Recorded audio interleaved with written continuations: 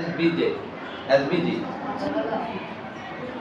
এই SBG format কিন্তু client চায়, ঠিক আছে। তারপর ইপিএস চাই, পিডিএফ চাই, এআই চাই। তখন আপনি কন্ট্রোল এস দিয়ে আপনি এই ফরম্যাটগুলো হচ্ছে সেভ করবেন এই ফরম্যাটে।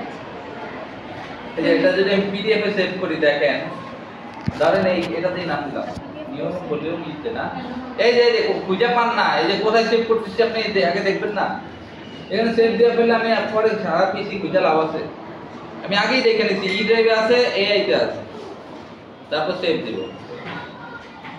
যা আছে তাই থাকবে, সেভ পিডিএফ দিয়ে দিব।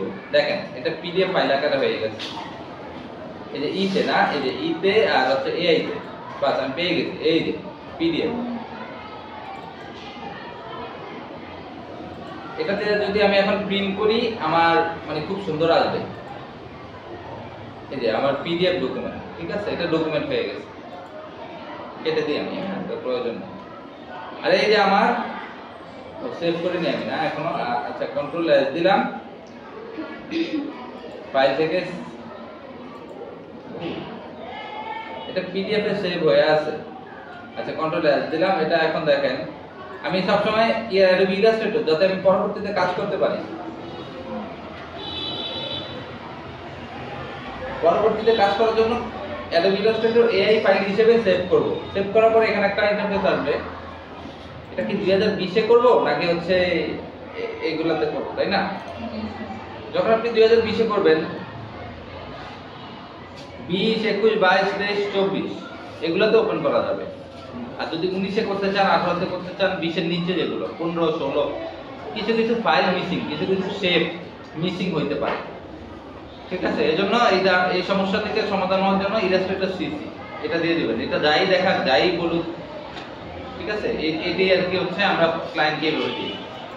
20 কখনই আমি দেই না, আচ্ছা ক্লায়েন্টের কাছে হয়তো ইলাস্ট্রেটর 7 থাকতে পারে, 8 থাকতে পারে, হ্যাঁ 20 নাও থাকতে পারে, 20 এর উপরে নাও থাকতে পারে, কিন্তু ওদের কাছে থাকে।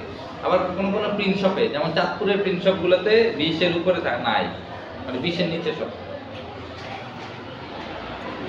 এজন্য কি করবেন, ইলাস্ট্রেটর সিসি লিগাসি এটা মনে থাকবে, লিগাসি ওকে দিয়ে দেবো। এই দেখেন এটা আমি কাইটা দিই, এই যে নিউ প্রজেক্ট সেভ করছিলাম, ওপেন করলাম, চলে আসলো। এখন এটা নিয়ে আবার কাজ করতে পারবো। এখন ধরেন আমি এটা একটা আর এটা মানে দুইটা ফাইল,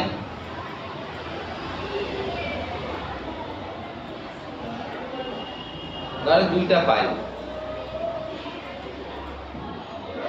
আগেরটার উপরই কাজ করছি। এখন এটাকে আগেরটা আমি নষ্ট করতে চাই না, আগেরটাও থাকুক এটাও থাকবে, তখন কি করবেন? হ্যাঁ সেভ অ্যাজ হ্যাঁ কন্ট্রোল এস দিলে আগেরটাতে সেভ হয়ে যাবে। এটা এখানে একটা অ্যাক্সিডেন্ট হওয়ার সম্ভাবনা আছে। এখন যদি আমি কন্ট্রোল এস দিয়ে দিই তাহলে কিন্তু আগেরটার উপর সেভ অটোমেটিক নিয়ে নেবে আর আগেরটা আপনি হারায় ফেলবেন, ঠিক আছে। এরকম ভুল আমাদের হয়, অনেক কাজ করি, মানে ধরেন 1-1.5 ঘন্টা ধরে কাজ করি, কাজ করার পরে মানে এটা যে নতুন আগেরটা যে রাখছি সেভ করছি, কিন্তু ওই ফাইলটার উপর 1-1.5 ঘন্টা আবার কাজ করছি, করে কন্ট্রোল মানে সেভ এজ না দিয়ে সেভ করে ফেলি, তখন আমার পুরো পরিশ্রম চলে যায়। এরকম অনেকবার হয়েছে আমার সাথে।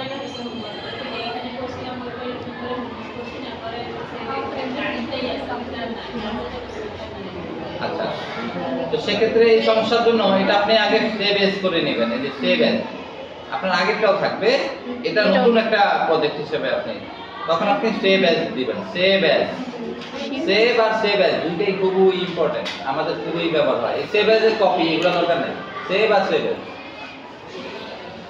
নিউ প্রজেক্ট এটা নাম দিলাম টুলস।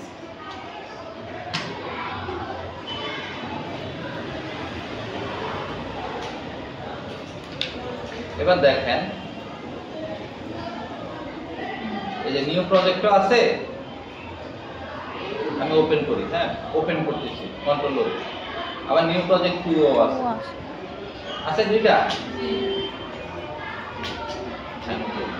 এইবার না, প্রথম ফাইলটা আমি সেভ করি কন্ট্রোল এস দিয়ে, বা সেভ, শুধু সেভ, এটা তারপরে এটাকে আমি মডিফাই করছি, এটাকে মডিফাই করে আমি সেভ এস দিছি, ঠিক আছে? সেটা আমি আবার বলে দিলাম।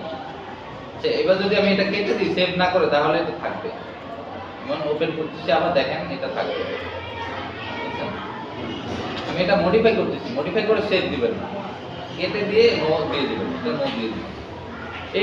এইগুলো যদি হচ্ছে না বুঝেন তাহলে কিন্তু প্রবলেম পড়বে, ইলাস্ট্রেটর মাথার উপর দিয়ে যাবে, তো বুঝতে হবে এখানে কি বলছে পড়বেন।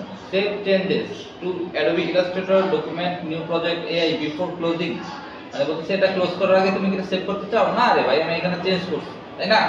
এটা আগেরটা যেরকম আছে সেরকমই থাকুক, এটা আমি চেঞ্জ করতে চাই না। নো